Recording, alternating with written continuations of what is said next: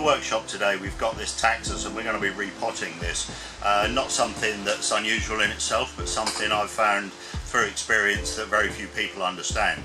Now, one of the things that's unusual about this is it's summertime. It's the end of July here in the UK, which is evident, shorts, and over the last few years we've begun to move more and more repotting of evergreens into the summer. Repotting Taxus in the UK in the springtime can be difficult because you kind of never know when the springtime is coming, and one of the things I've found is if a Taxus has been repotted and then it sits outside, the weather's cold and it's wet and you can get root rot, and a lot of Taxus and good Taxus have been lost because of that. The advantage of repotting at this time of year is that the tree will quickly recover within usually 6 or 7 days. It'll be creating new root and it'll be growing very strongly. So like I say, over the last few years I've been doing this consistently with Taxus and lots of other evergreens, and it's proved 100% successful. We've never lost a Taxus repotting at this time of year. The question I'm continually asked in bonsai is how often a tree should be repotted, or at what time of year it should be potted, or how frequently over the years that work should be done. And if you learn to read what's written here, there's not a question that needs to be asked. Once the soil of a tree in a pot begins to lose its drainage, most people assume that's the point at which we need to repot. But free draining soil is something that's really important if we're developing raw material. If we have collected trees or we have nursery stock that's not bonsai, we want a free draining soil because that gives us lots of rampant growth on deciduous trees. It gives us big internodes, big leaves, lots of energy, and lots of rampant growth that we can work with in order to build the structure of a bonsai tree in terms of primary, secondary branching and so on. And with a strong and vigorous tree, we can repot every year, every 2 years, every 3 years, and that helps us to start to build up a quality nabari for the tree, and also to build up that nice fibrous root system that bonsai trees are so dependent upon. Now with a tree like this, because it's not really raw material, it's got reasonable primary branching and secondary branching, and it's got plenty of small tertiary branching on the ends, it's not so important to have to repot every time the soil drainage gets a little bit less than ideal. All that's required is, with a soil that is quite compact, is in the summer watering consistently. So what we want to do is maintain an even level of moisture within that soil, and sometimes that requires coming back to that tree 2, 3, 4 times to get that soil soaked all the way through. Once it is soaked all the way through, we may not be watering for a day, 2 days, 3 days, depending on the weather and the uptake of water by the tree. So the fact that the drainage appears to have gone in the soil is not the primary reason to repot.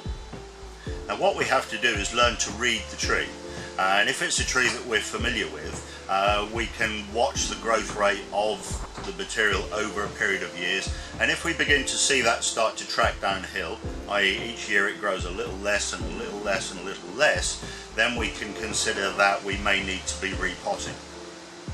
This particular Taxus came into the nursery last year as part of a deal with us, a part exchange, and I haven't touched it since. We've let it grow over this spring, just watched it and seen what it's done. And as you can tell, it's a little bit off colour, it's a little bit yellow. If you take a look at this by comparison, this is the colour a Taxus should be, and you can see this is a little bit yellow. The surface of the soil is very compacted and very hard, and this tree is a little bit off colour. And with Taxus, that tells me straight away that this soil is starting to become acidic, which is something that happens with a tree that's been in a pot a long time. A lot of organic material in the soil from old and dead root, and the tree starts to become a little bit more acidic. I've tested the soil on this, and it has gone into the onto the acidic side of the scale, and so we really need to get this tree out of this pot. And like I say, with the colour of the tree, also the growth, it's only grown a very small amount this spring, although the growth is fairly even. It's got some back buds, but some of the shoots have grown and then died back, and I can see, having had a look at this, that it's largely an Akadama, and which is again slightly acidic, and used in my experience like an alkaline soil mix. It helps them, because the more acidic a soil becomes, the less easy it is for trees to pick up nutrients. So by repotting this now, we're going to be able to correct that before the issue has got too serious. There are one or two slightly weaker branches on this, and which is unfortunate. It's perhaps been left a year, maybe 2 years too long. But like I say, if you can learn to read what's here and watch the tree carefully over a period of time, it'll give you all the telltales you need to know that it is coming up for a repotting, and it's got nothing to do with the drainage of the soil. If you have a tree that's compacted in its soil and you're having difficulty watering it, or in the winter it's staying too wet, then what's called an emergency repot is ridiculous nonsense, because all you need to do is learn to manage this. So if the tree is always too wet, you need to water it more often. If over the winter, or even in the summer indeed, if the soil is too wet, you need to water less. And if you're in an area where it rains fairly consistently, you need to put the tree under cover, so you manage the moisture level in the soil. Just taking the tree and repotting it for the sake of it, because you can't manage the moisture level in the soil, is not necessarily going to help, particularly if it's the wrong time of year. And also, if the tree is weak, you'll be adding insult to injury. It's like asking somebody who's got a heart condition to go out and run a marathon. It's going to end badly.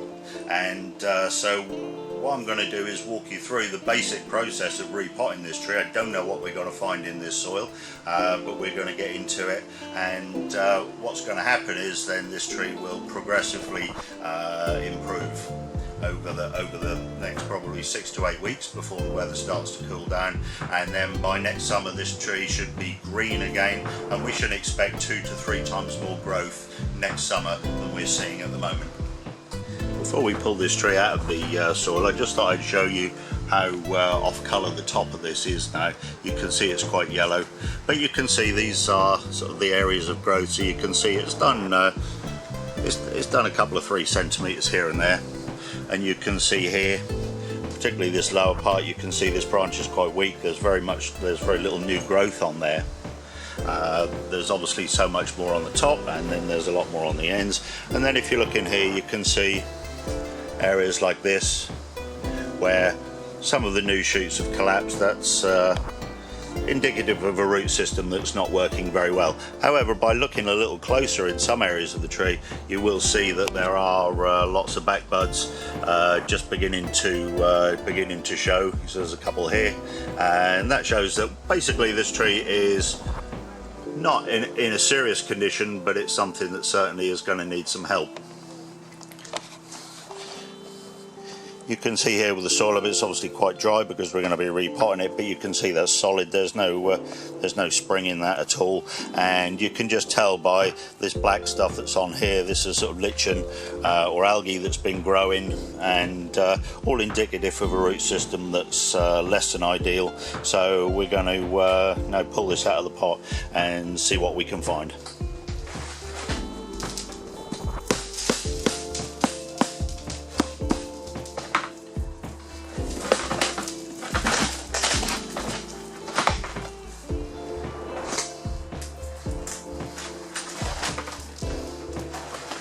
So having removed this tree from its plastic pot, you can now see that the root system actually looks fairly good. There's no black areas indicating root rot. There's no areas where it's been too wet, but you can see that there's an awful lot of roots that are beginning to circle the pot. But overall, I'm quite pleased with this. This looks pretty good, but I'm imagining that once we get into the core of this, we're going to find something that's probably not been cleaned out for a long time. I may be wrong, but overall this shows us a good healthy root system. With a Taxus, you do get a very musty, perfumey smell from healthy roots, so if you pick that up with a Taxus, then you know that basically there's nothing too wrong. And so I guess we've caught this tree just about in time to get this work done. So in order to clean this out, we can take a rake and we can get into this and rake this out. Now you'll usually find with Taxus and a lot of other evergreens, all the roots are on the outside of the tree, and this makes quite an impenetrable barrier. And because this tree has been repotted in the past by somebody who knew what they were doing, I'm fairly confident there's no wood in here, so we've got a little bit of a shortcut here, which is a reciprocating saw.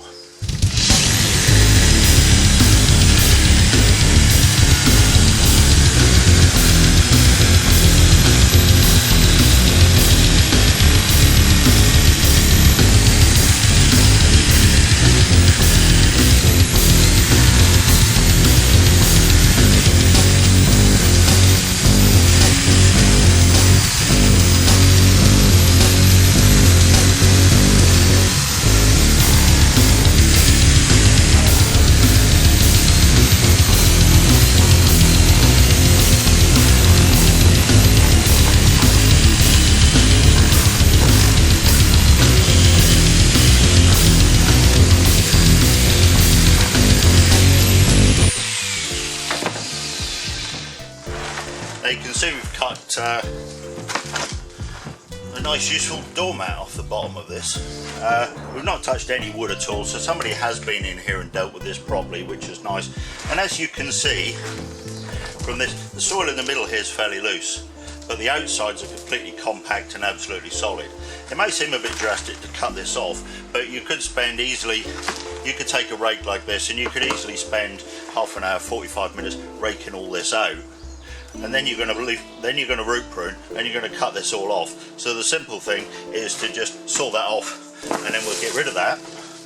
And then working from the inside, you'll see this rakes out much easier. And then we can just work gently with a rake. And I know a lot of people don't like to use a rake, but if you use a rake, hold it very lightly in the hand, so that if it starts to snag on some roots, your hand just slides along it, because we don't want to just tear this root system to pieces, because obviously there's some of this that we need to keep.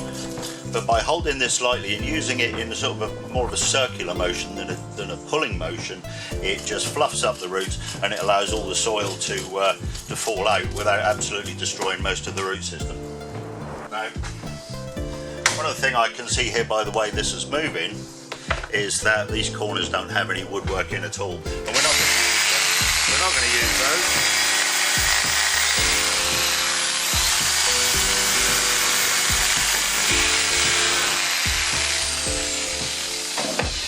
So we can just trim that away, and then we can get to work with a rake, and we're going to clean this back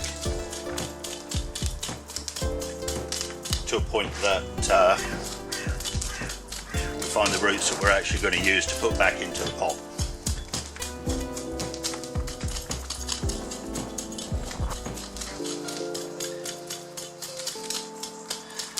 Because this tree has been repotted before, we know that we've got lots of nice compact root. We haven't got a lot of woodwork in here, which is really helpful, and so we can be fairly confident in just pulling this old soil away.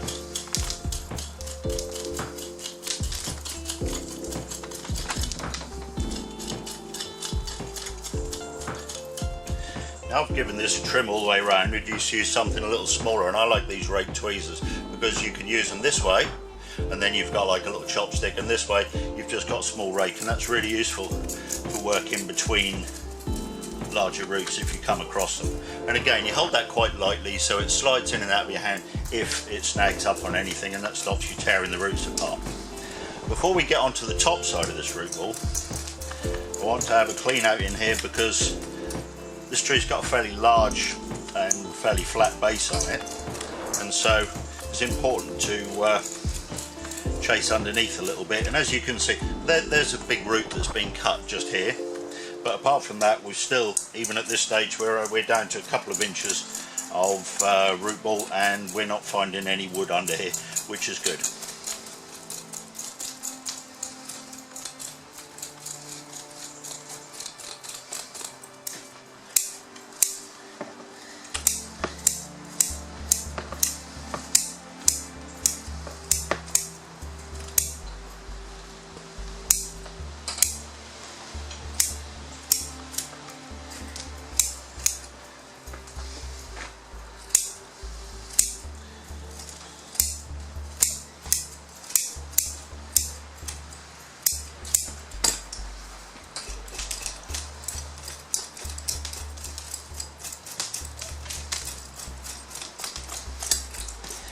So at this point you can see we've now hit the bottom of the trunk, and thankfully somebody's cut this off nice and short, so we haven't got any big lumps of wood coming into the pot, which is important because the bonsai pot's fairly small, and the last thing we want to do is fill it full of wood.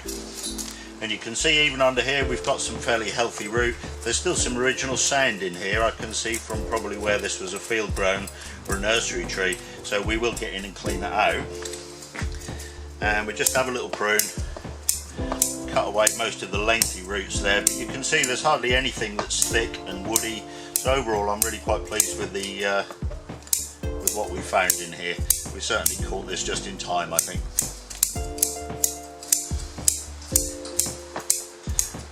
We can kind of stop at this point. There's no point in cleaning more of this out at this point, because obviously we're not going to get any lower than this, because this is already the base of the trunk. So now I'm going to start looking at the top of this. Now the top of this root ball has started to get quite solid, and that tends to happen because there's a lot of air in the surface of the soil, so you get a lot of root mass, a lot of root development at that point. Also, you get a lot of moss, you get a lot of lichen and algae, and as that grows and dies and grows and dies over the years, it can become quite solid. So here I'm just using the sharp end of this pair of tweezers and just picking between the roots. We're just taking the surface off of this and working between the roots that we've got. You can see it's actually coming out fairly easily.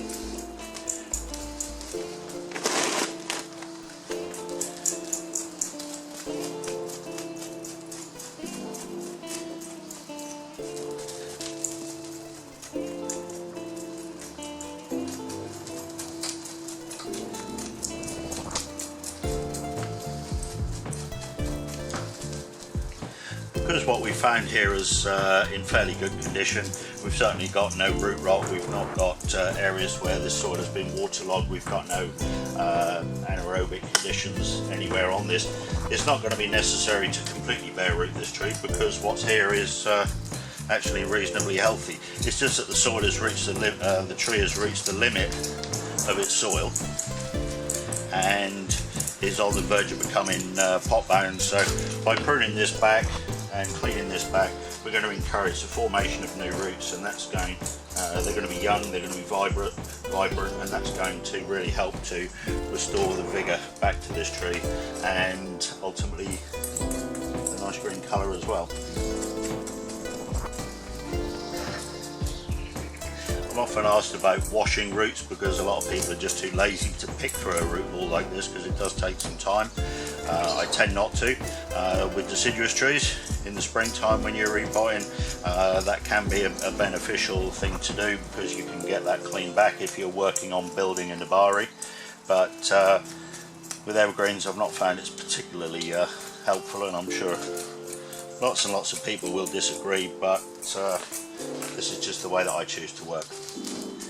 So you can see here we're starting to get this cleaned out. We're starting to uncover some good solid roots under here. There's various bits of wire and other stuff sticking up. So I'm now just going to spend a cheerful half an hour and pick through this. We've now reached the position cleaning this out where we've got to where it's been cut back before. We know that because we're starting to bump into lots of wood where you can see roots have been cut previously. This side of the tree we've got some nice roots, nice and solid, but the problem we've got in other areas is we've got roots that are crossing, going back in on themselves. We've got these odd sort of roots sticking out at this point, and in order to build a nabari what we're looking for is the base of the tree, and then we're looking at roots coming from this point here. Now with a deciduous tree like a maple we can be quite severe in the way that we prune that, but with evergreens it's safer to just work on that and start to develop that trunk nabari root structure just little by little. So each time you repot you can remove one or two of these bits as long as they're not carrying too much root. So these little ones here, I'm confident that we can take those, and usually you can see there's just two tiny, you can just see here there are two tiny little bits on that.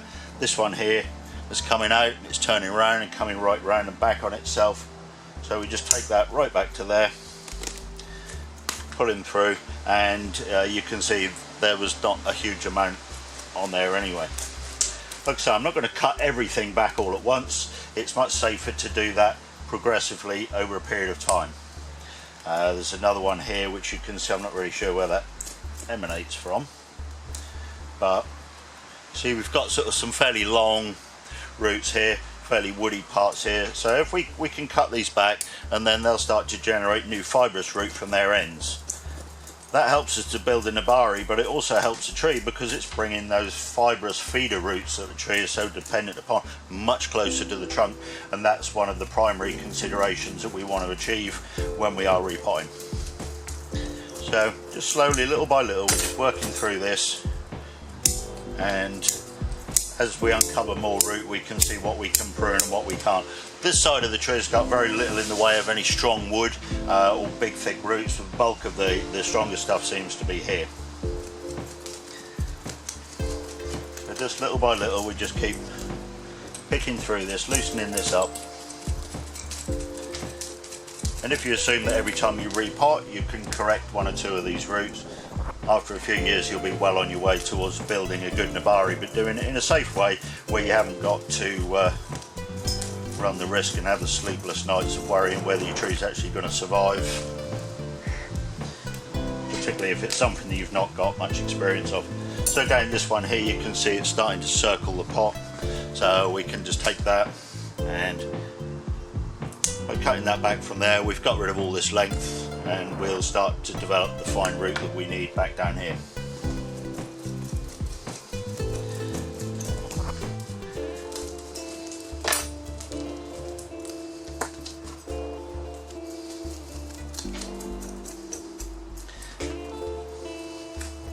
On the back here, hopefully you can just see where we've got some old field soil, some sand in here. It's quite evident by its colour, and you can also see the roots are really quite poor at this point, which is I guess why somebody put them around the back.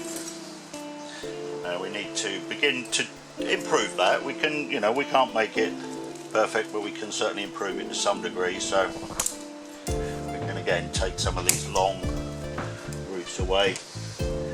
This in here is really not doing much at all. Get rid of that. So, and if we just take a little brush, we can clean that out and see what we've actually got going on there.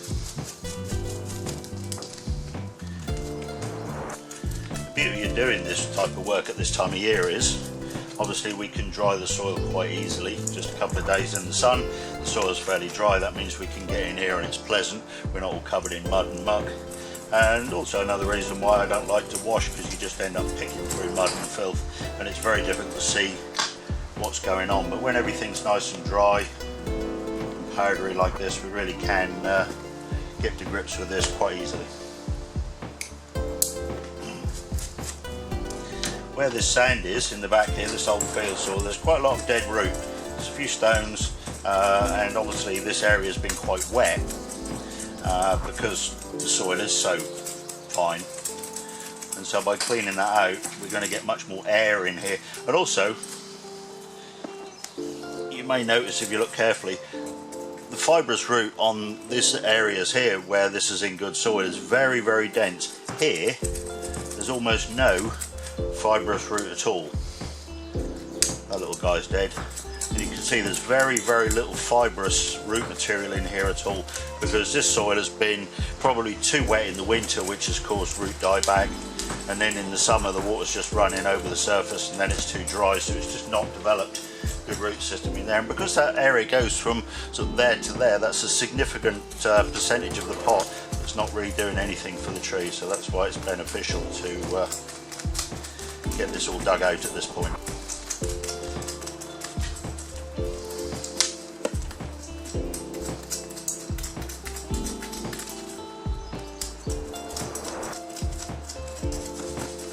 Now I've had a little clean out in here, you can see this big root, and this big root is on the same level as the other larger parts of the trunk going into the soil, which are building the nabari of this tree, and we've got this one stuck up here. You can see in the past we've had a root removed from here, here, another one from here, and there's good root beginning to form on the base of this piece here, even though it is in the sand. So I'm quite confident we can get rid of that piece there.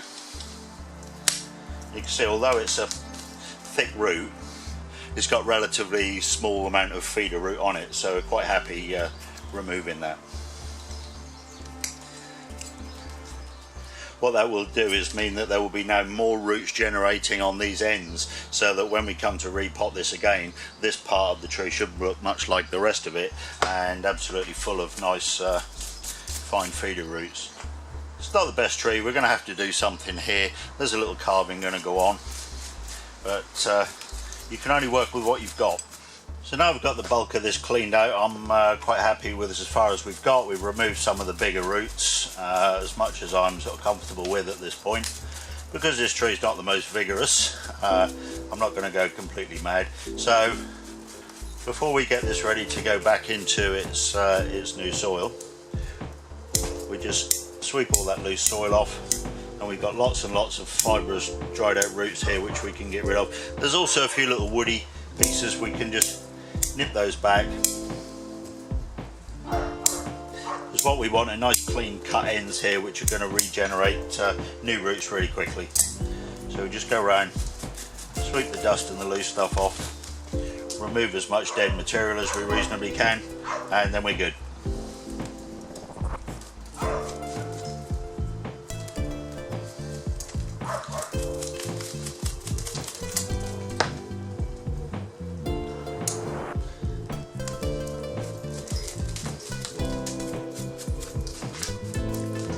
When you're repotting bonsai, it's important to keep your wits about you and be aware of what you're doing. It's very easy to get carried away, and I think more bonsai trees have been lost through overzealous repotting than just about anything.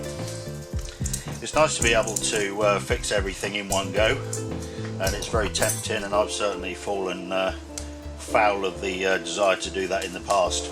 But if you can work in a methodical and sensible way, and each time you repot you make a few improvements, it's much safer than trying to do it all in one go.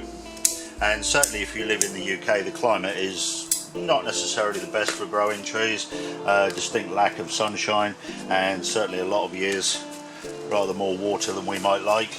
And so perhaps if you live in a warmer climate you can get away with a lot more. But based on my experience in the last 30 years, this work we're doing today is entirely safe, and this tree will have no issues, and we'll be able to come back in perhaps 3-4 years time, and we'll be able to have another go, make a few more improvements. If you're in a rush to try and produce bonsai trees, probably bonsai is not the best thing for you. It's just a progressive process that we just repeat year after year after year, and as we do, each time we do, trees get a little better and a little better.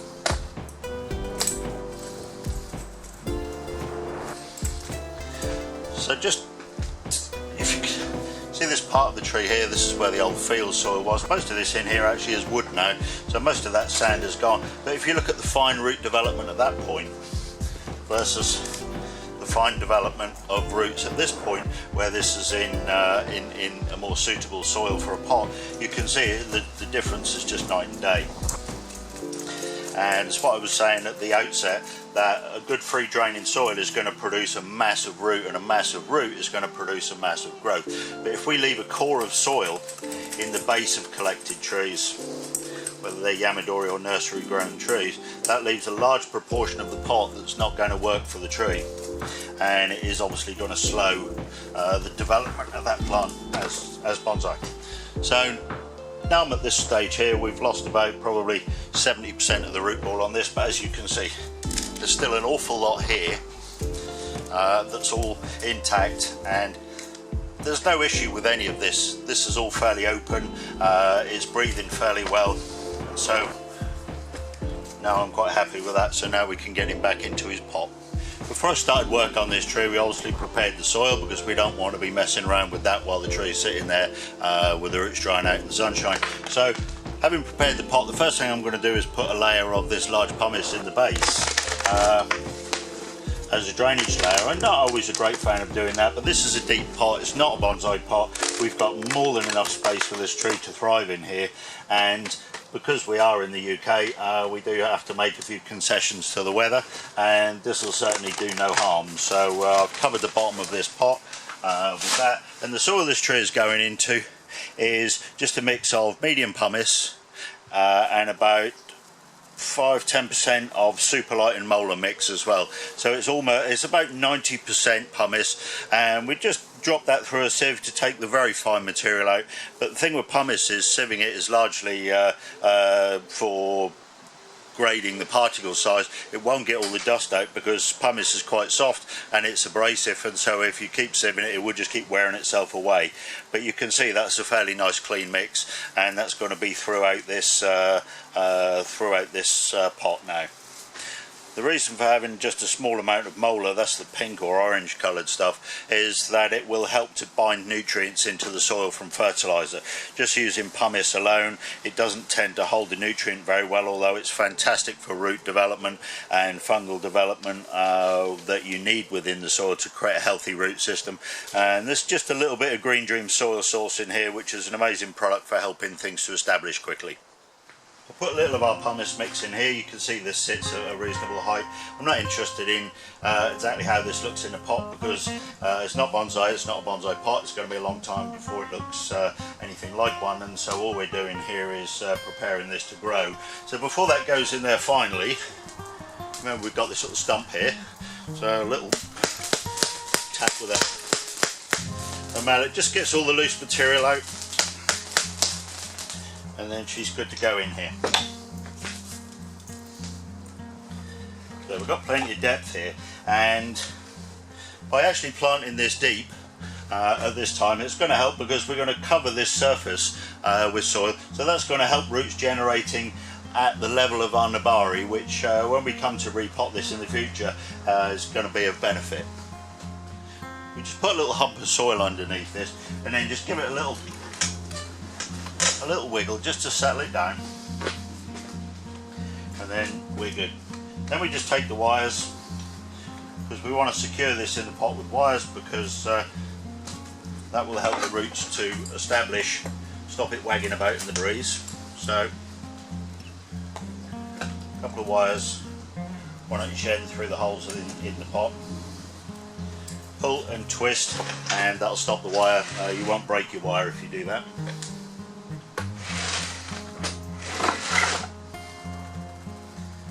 If you have any surface roots, try and tuck the wires underneath, and then you won't get wire marks in those, because these wires will stay here until we come to repot again in the future. Just get rid of the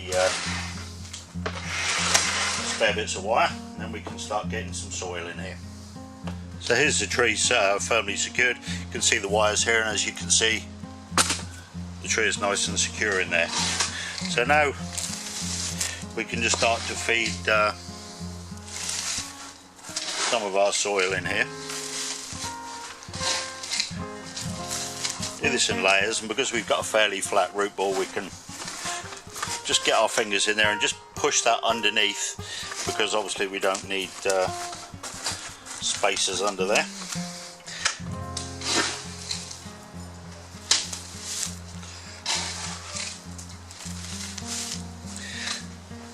It's one of those wonderful plastic pots, so we can always use one of these. And if you tap with a rubber mallet and just press that soil, just gently, you'll just feel that drop in, and your fingers will just drop as that all goes in, and it's much quicker, much easier to deal with than spending hours with a stick. Now obviously we're going to use a stick to chase it into some of the deeper nooks and crannies in this root ball, because we've got fairly nicely clean pruned edges around the edges of the roots. Obviously we haven't got too much work to get this all worked in between.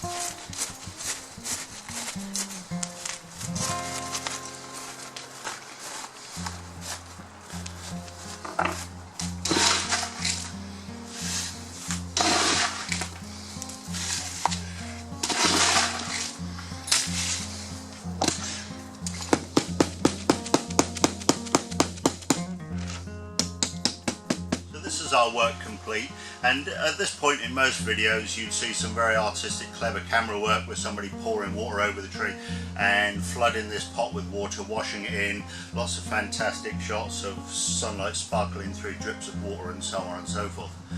One of the things I've found about yews growing in the UK over the years is that they really do not like to be too wet. So all we're going to do is give this literally just a little sprinkle with water, because the pumice we've put in here is already damp. Now that dampness is enough to stop those root ends drying out, and it will stay relatively warm, and it will encourage new root growth within probably 3 to 4 days at the most, maybe a week.